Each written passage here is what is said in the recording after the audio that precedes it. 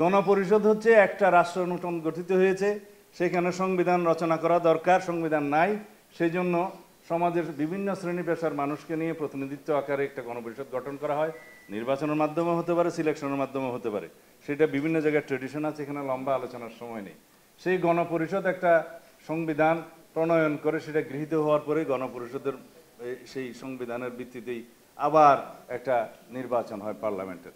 এখানে আমাদেরকে রাষ্ট্র নতুন হয়েছে, আমরা এখন কত বছর, 53-54 বছরের পুরাতন রাষ্ট্র, আমাদের একটা সংবিধান আছে, সেই সংবিধানের হয়তো গণতান্ত্রিক চরিত্রটা বিনষ্ট হয়েছে, যার সাথে আমরা একমত নই, যার জন্য রাষ্ট্রীয় কাঠামো এবং গণতান্ত্রিক কাঠামোগুলো আমাদের বিনির্মাণ করা দরকার নতুনভাবে। সেই জন্য আমরা সংবিধানের ব্যাপক সংশোধনী এনেছি। যারা এই গণপরিষদের দাবি করছে তারাও তো 69টা প্রস্তাব দিয়েছে সংশোধনী, আমরা হয়তো তাদের চেয়ে একটু কম দিয়েছি। এগুলো আলোচনা করে আমরা একটা বৃহত্তর ঐক্যমতের ভিত্তিতে এসে সংবিধানের একটা ব্যাপক সংশোধিত সংবিধান পেতে পারি। সেই সংবিধানকে তারা নতুন সংবিধান বলতে পারে, আমাদের তো আপত্তি নেই, এখানে গণপরিষদের কোনো প্রয়োজন নেই।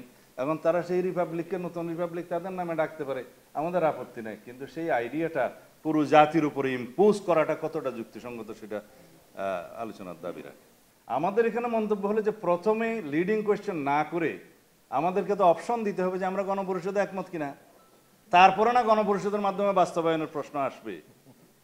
বা গণভোটের বিধানটা আছে আর্টিকেল 142 অফ দি কনস্টিটিউশন, সেখানে বলা আছে যে আর্টিকেল 8, আর্টিকেল 48, আর্টিকেল 56 এবং আর্টিকেল 142 ইটসেলফ, এগুলো যখন সংশোধিত হবে তখন গণভোটের প্রয়োজন হবে।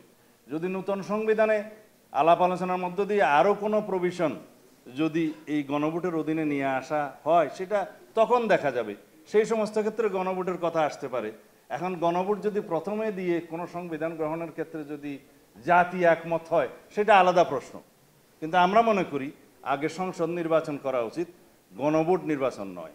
আমরা আগে মনে করি জাতীয় সংসদ নির্বাচনের মধ্য দিয়ে একটি গণতান্ত্রিকভাবে এটি রাজনৈতিক সরকারের প্রতিষ্ঠা হলে সমস্ত আলাপ আলোচনা এবং সমস্ত বিষয়াবলী ওখানেই হইতে পারবে।